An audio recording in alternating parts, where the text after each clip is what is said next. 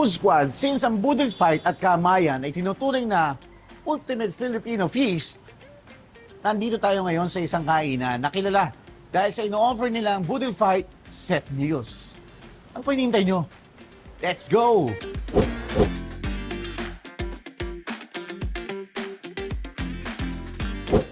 Ang Boodle Fight ay isang kilalang tradisyon ng mga Pilipino. Inihahain ito sa mahabang mesa, ang iba't ibang ulam, at ang kanin ay kadalasang ipinapatong sa ibabaw ng dahon ng saging. Hango ito sa salitang boodle na iniuugnay sa kamayan o kinamot sa Bisaya. Sa paraang ito ng pagsasalo-salo, ang lahat ay sabay-sabay na kumakain gamit lamang ang kamay habang nakatayong nakapalibot sa mesa. Ito ay simbolo ng pagkakapantay-pantay, pagpapakita ng pagkakaisa at masayang samahan. Ang isa pang tradisyon na nauugnay sa kamayan at boodle fight ay ang tradisyon ng Armed Forces of the Philippines na orihinal na isinagawa ng mga kadete ng Philippine Military Academy at iba pang military organizations. Isang malaking tumpok ng pagkain ang inihahain sa gitna ng mahabang mesa at bawat sundalo ay kumakain gamit ang kanilang mga kamay na sumisimbolo ng brotherhood, camaraderie at equality. Ngayon, ito ay isang popular na paraan ng pagtitipon at pagkakaisa, lalo na sa mga okasyon tulad ng party, fiesta, at mga pagtitipon ng pamilya. Food Squad, nandito tayo sa Gilid's P. Campa at kasama natin si Sir Michael. Sir Michael, thank you for having us here. Happy fiesta. Fiesta ba dito? Ay, hindi. Kasi parang fiesta, Food Squad. Kita mo naman tayo dito pang boodle fight. Pero bago ang lahat, bago natin tikman itong mga nagsasarapan sa harapan natin, Sir Michael, kwentuhan muna tayo. Paano nagsimula lahat? Matagal naman na may boodle fight. Okay. During, nung nag-start kami, parang wala pa atang ganito noon. Okay. Meron sa mga provinces, tapos pagka may mga picnics, Okay. tsaka lang nagkakaroon ng ganito sa probinsya. Sino kadalasan Wala yung sa mga amin. customers? Dito sa amin, mga estudyante. Okay. Oh. Kumusta naman ang response nila? Kumusta ang mga feedback nila? Nung bagong bukas kami, talagang tinatangkilik nila lahat. Okay. Oo, kasi yung boodle nga, nag-enjoy sila. Marami sila nakakain kasi, yun nga, sabay-sabay sila kumakain, ganyan. Etong serving na ito ng boodle fight set, tama? Oo. Gaano karami ang pwedeng kumain ito? Ito, pagka medyo malakas kumain, ba, kagaya natin, mga 7, 8, ganyan. Damay ako. Siguro kagaya ko, mga 3 lang. Pero hindi na ako makapaghintay, Sir Michael. Saluhan mo ako, tikman natin to. Pero ito deal breaker ko, Food Squad, sa hipon. Titikman natin tong hipon.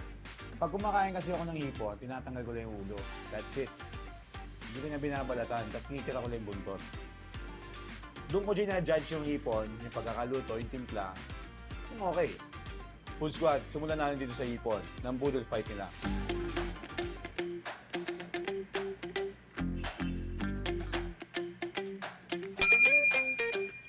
Hindi overcook yung hipon. Tamang-tama yung butter, tsaka yung garlic. Malalasahan mo pa rin. At higit sa lahat, fresh yung hipon. Hindi, kasi, di ba tama ba? Pagka yung hipon, Oo, iba eh. pag malansa na, ibig sabihin, hindi na bago.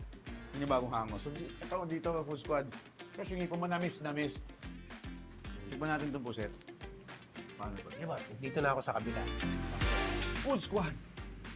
Yung puset, Dapat ata madami tayo eh. sabi mo nga, di ba? Pwede na sa ating dalawa to.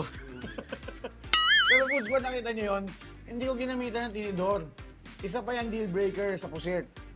Pagka overcook ang puset, Makunat. matigas, makunat, parang bubble gum. Ang hirap nguyain. Pero ito, Food Squad, kamay lang ginamit ko, gloves, dati mo na kailangan ng tinidor. Tikman natin.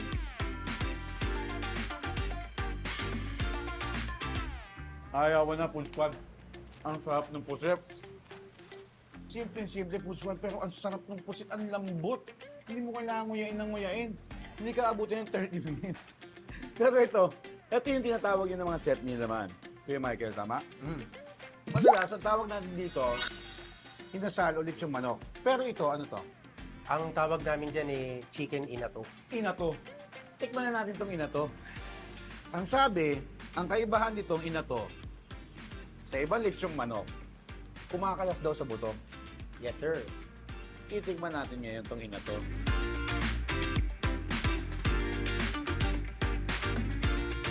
Wala pa. Ang sarap. Nasa mo yung pagkakaihaw niya. Tama-tama yung lasa. Full squad, hanggang loob may lasa. So Michael, ano to? Can you tell us more about this? Yan naman yung sinigang na bagnet. Tikman natin to sinigang na bagnet. Sir, saluhan mo ako.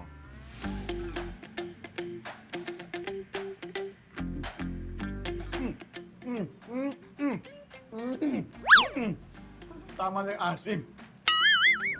Sarap po. Ang lambot ng bagnet, malutong yung balat. Sabi ko sa'yo, hindi typical na sinigang to eh. Sarap po, squad. Tama-tama na yung asim food squad, hindi siya nakakain. Kasi ibang sinigang nakaka-acid eh. Pagka sobrang Dito kasi, asim. dito kasi, yung ibang customers, sinasabi nila yung gusto nilang timpla. Ah, okay. Okay. Halimbawa, papagawa ka ng sinigang mo, gusto mo ng mas maasim pa dyan. Oo. Kasi niluluto namin siya pag in-order mo pa lang. Tapos, ano pa meron tayo, Sir Michael, maliban dito sa Ito ating naman, bullfight? Yan, Des. Ipakita lang natin yan. Ito ang Ang kare-kare bagnet. kare-kare bagnet. Food Squad. Titingnan natin. Sige, huwag natin palampasin kasi paborito ko itong Food Squad dito, kare-kare. Pasensya na kayo, ha? Ang deal breaker naman dito, siyempre, yung sarsa sauce. Tama? Kasi dapat merong bagoong natin. Bagoong. Itong bagoong ay kayo din ang gumawa. Yes. Yun. Hindi yun nabibili na nakagarapon na, di ba? Meron kasi mga ganun eh. So ito, Talagang kami ang gumagawa niya. sila gumawa ng bagoong. Pero sir, yung mga bata ngayon, ayaw nila nung pihikan sila sa mga bagoong. Ayaw Well, yung mga malansa. Pag mga- napanood nila to, kung gustuhin nilang tikman, kids, dapat matikman niyo yung bagoong na may kare-kare. Para baliktad. Kare-kare na may bagoong. Boss, samahan mo ako. Kuha ka rin ng isang bagnet. Sabi ko sa'yo, mapapasubo ka dito eh. Bagnet na naman tayo. Pwede ba gulay? Oh, gulay lang. Health conscious. Ako yung hindi health conscious food squad. Gulay lang. Dapat hindi ako nagulay lang. Magpakuha sir. Ayan. Cheers. Food squad. Kare-kare. Na bagnet. Naman ako. Nauna isang night. Cheers. Isa pa. Okay. Food squad. Kare-kare bagnet. Tikman na natin. Na may bagoong.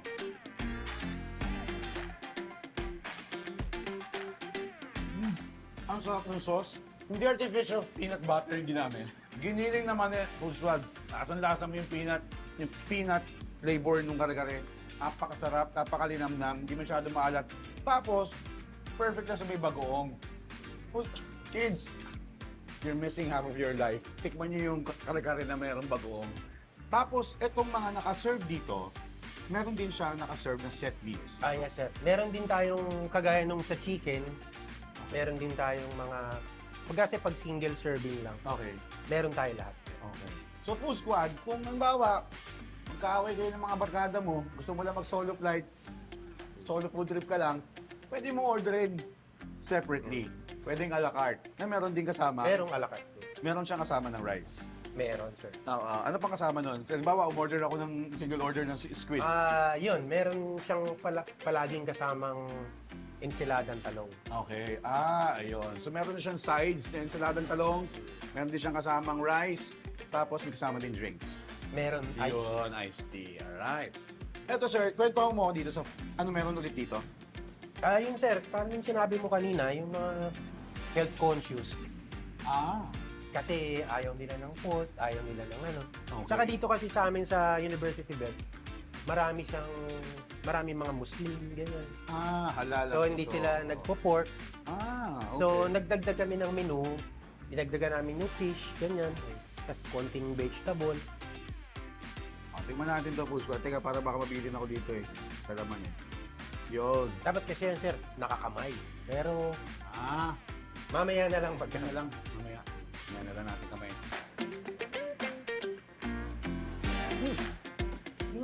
Hindi masyado maalat. Lasa may pagkakaihaw. Hindi rin malansa. Ang sarap ng tuna. Yung pangalan ng tuna. Perfect din sa kanin.